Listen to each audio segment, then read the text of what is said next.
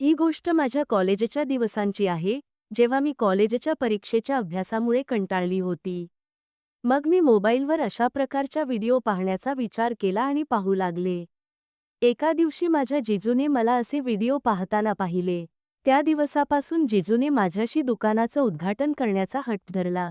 ते माझं उद्घाटन करायला इच्छुक होते, पण प्रत्येक वेळी मी त्यांना नकार देत होते.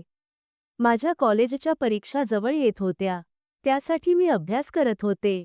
आमच्या घरात असा कोणीही नव्हता, जो मला कॉलेजपर्यंत घेऊन जाईल. कॉलेज आमच्या घरापासून खूप लांब होते, त्यामुळे आम्हाला एक दिवस आधीच तिथे जावे लागायचे. मग मी जिजूला घेऊन निघाले. मला खरं तर त्यांच्यासोबत जायचं नव्हतं, कारण मला माहीत होतं की वेळ मिळताच ते माझ्या दुकानाचं उद्घाटन करतील. पण माझ्याकडे दुसरा कोणताही पर्याय नव्हता, म्हणून मला त्यांच्यासोबतच जावे लागले.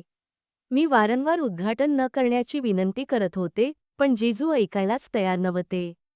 घरातून निघाल्यानंतर आम्ही एका ठिकाणी पोहोचलो आणि एका खोलीत थांबायचं ठरवलं.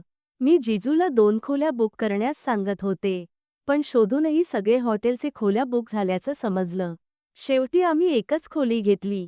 खोलीत जाताच चला, आता डिनर करून आराम करूया. रात्री जवळजवळ 11 वाजता माझ्या जिजूने मला सांगितले, मित्रांनो, आपल्याविषयी तुम्हाला सांगायचं राहिलं. ही कहाणी माझी, माझ्या बहिणीची आणि जिजूची आहे. माझं नाव मीनाक्षी आहे, मी सध्या 21 वर्षांची आहे. अजून माझं कॉलेज पूर्ण झालेलं नाही. मी मेडिकल नर्सिंगचं शिक्षण घेत आहे. आमच्या कुटुंबात आम्ही 4 जण होतो. पण आता आम्ही 3च आहोत कारण 7 महिन्यांपूर्वीच माझ्या बहिणीचं लग्न झालं. आमच्या घरात मी सगळ्यात सुंदर होते. माझी बहीण माझ्यापेक्षा थोडी सावळी होती. त्यामुळे जेव्हा जेव्हा तिच्यासाठी कोणी रिश्ता येत असे, तेव्हा लोक मला पसंत करत असत. पण मी खूपच लहान होते आणि माझं लग्नाचं वयही कमी होतं. शिवाय माझं शिक्षण पूर्ण झालेलं नव्हतं, त्यामुळे मी त्यांना नेहमीच नकार देत असे. 2022 पर्यंतच्या वयात जीवनात अनेक बदल होऊ लागतात. काही लोक चांगल्या मार्गाने जातात तर काही वाईट मार्गाकडे वळतात. मी फारशी वाईट नव्हते, पण खूप चांगलीसुद्धा नव्हते. कधी कधी अभ्यास करताना कंटाळा आला तर मीही त्या प्रकारच्या चित्रपटांचा आस्वाद घेत असे. या वयात प्रत्येकाच्या मनात काही ना काही करण्याची इच्छा जागृत होते. मी फारशी बिघडलेली नव्हते, पण कधी कधी त्या प्रकारचे चित्रपट पाहायची सवय होती. एक दिवस माझे जिजू आमच्या घरी आले. त्या रात्री त्यांनी मला तो चित्रपट पाहताना पकडलं. त्यानंतरपासून ते माझ्यासोबत त्या चित्रपटांविषयी बोलायला लागले. गोष्टी इतक्या पुढे गेल्या होत्या की आता जिजू माझ्या दुकानाचं उद्घाटन करण्याचीच चर्चा करत होते. ते म्हणाले, तुझी बहीण खूप काळी आणि जाड आहे, त्यामुळे तिच्यासोबत ती मजा नाही. पण तू अजून फ्रेश आहेस, तुझ्यासोबत खूप चांगलं वाटतं. पण मी त्यांना वारंवार नकार देत होते.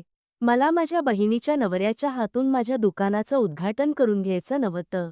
एका दिवशी आमच्या घरी एक फंक्शन होतं. त्या फंक्शनसाठी कपडे खरेदी करायचे होते, म्हणून आईने मला जिजूसोबत कपडे खरेदीसाठी पाठवलं.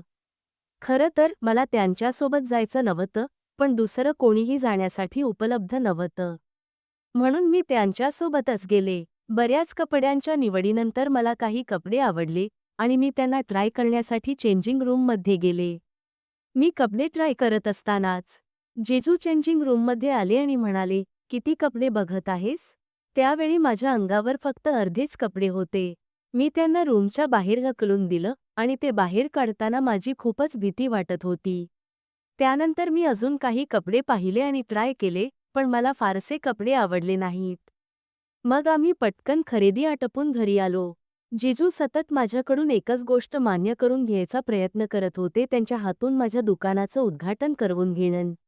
जिजू म्हणाले, माझ्या हातून तुझ्या दुकानाचं उद्घाटन करून घेण्यात तुला काय अडचण आहे? पण मी असं काही करायला तयार नव्हते. माझ्या कॉलेजच्या परीक्षा जवळ आल्या होत्या, त्या मेडिकल नर्सिंगच्या होत्या. याशिवाय आणखी एक समस्या होती, आमचं कॉलेज त्यावेळी बंद होतं आणि सर्व विद्यार्थी आपापल्या घरी परतले होते. तरीही कॉलेजमधून परीक्षा घेतल्या जात होत्या. कॉलेज आमच्या घरापासून खूपच दूर होतं, तिथे पोहोचायला एक दिवस लागायचा. मला कॉलेजपर्यंत नेणारा कोणीही नव्हता. त्यामुळे माझ्या बहिणीने म्हटलं, तू आपल्या जिजू सोबत जा. आमच्याकडे गाडी आहे, तुला जायला काही अडचण होणार नाही. मग मी आणि जिजू सकाळीच घरातून निघालो. साधारण दुपारच्या 4 वाजता आम्ही कॉलेजजवळ पोहोचलो. पण आम्ही थेट कॉलेजला गेलो नाही. त्याऐवजी आम्ही एका हॉटेलमध्ये राहायला गेलो. जिजूने एकच खोली बुक केली. मी 2 खोल्या बुक करायला सांगितलं, पण त्यांनी नकार दिला. जेवण केल्यानंतर जिजू म्हणाले, "चला, आपण पार्कमध्ये फेरफटका मारूया." मला पार्कमध्ये फिरायला खूप मजा यायची, त्यामुळे मी पटकन होकार दिला. पण जिजू मला पार्कमध्ये नेण्याऐवजी एका जंगलात घेऊन गेले. रात्रीचे 9 वाजले होते आणि जंगल खूपच भयानक वाटत होतं. माझ्या भीतीने घाम फुटत होता. जिजू मला घनदाट जंगलात घेऊन गेले आणि जिजू म्हणाले, "आता तुला माझं म्हणणं मानावंच लागेल, नाहीतर मी तुला या जंगलात एकटीला सोडून निघून जाईन." मी विचारलं, "कुठली गोष्ट?" ते म्हणाले, "मी तुझ्या दुकानाचं उद्घाटन करायला इच्छुक आहे." मी उत्तर दिलं, "मी मरण पत्करीन, पण माझ्या दुकानाचं उद्घाटन कधीच तुमच्याकडून करवून घेणार नाही." तेवढ्यात जिजू अचानक अंधारात लपून बसले. मी हॉटेलकडे जाण्याचा रस्ता शोधू लागले. बऱ्याच वेळापर्यंत मी रस्ता शोधत राहिले, पण मला काहीही सापडलं नाही. आम्ही जंगलाच्या खूप आत येऊन पोहोचलो होतो. मी जोरजोराने ओरडत होते, पण आजूबाजूला कोणीही नव्हतं. खूप वेळ झाला होता आणि जिजू अजूनही बाहेर आले नव्हते. मला खूप भीती वाटत होती. जंगलातून विचित्र आवाज येत होते. आता माझ्याकडून उभं राहणंही शक्य नव्हतं. माझ्याकडे एकच पर्याय उरला होता, जिजूची अट मान्य करणं. जर मी त्यांची अट मान्य केली नसती, तर मी दुसऱ्या दिवशीची परीक्षा देऊ शकले नसते.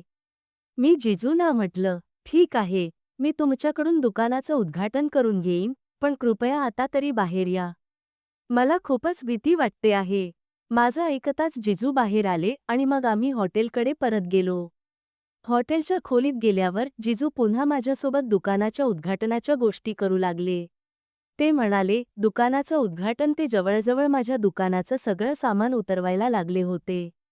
ते ज्या प्रकारे दुकानाचं उद्घाटन करायचं म्हणत होते, तसेच त्यांनी करायला सुरुवात केली. मला खूप वाईट वाटत होतं. आजपर्यंत मी कधीही अशा प्रकारे उद्घाटन केलं नव्हतं. थोड्या वेळानंतर मला थोडी मजा येऊ लागली, पण तितकी नाही, जितकी माझ्या मनाप्रमाणे उद्घाटन केलं असतं तर आली असती. जिजू खूप वेळ माझ्यासोबत उद्घाटनाचा आनंद घेत राहिले. त्यांनी दुकानाच्या उद्घाटनामध्ये केक कापून तो पूर्णपणे निचोडून टाकला होता. आता मी त्यांना थांबण्याची विनंती करू लागले, पण ते थांबण्याचं नावच घेत नव्हते. शेवटी मी त्यांना माझ्या बहिणीची शपथ दिली. तेव्हा ते थांबले. त्यावेळी रात्रीचे 2 वाजले होते. मी लगेच झोपून गेले. सकाळी लवकर उठून मी थोडा अभ्यास केला, नहावून फ्रेश झाले आणि नंतर परीक्षा देण्यासाठी निघाले. परीक्षा संपल्यावर मी जिजूसोबत घरी परत आले. त्या दिवसापासून मी जिजूसोबत कुठेही जाणं टाळलं. कारण त्यांनी मला एकदा जंगलात एकटीला सोडलं होतं आणि दुकानाचं उद्घाटनही माझ्या इच्छेनुसार केलं नव्हतं. त्या घटनेनंतर मी जिजूपासून अंतर ठेवायला सुरुवात केली. जिजू खूपच वाईट माणूस होते, हे मला त्या दिवशी कळलं.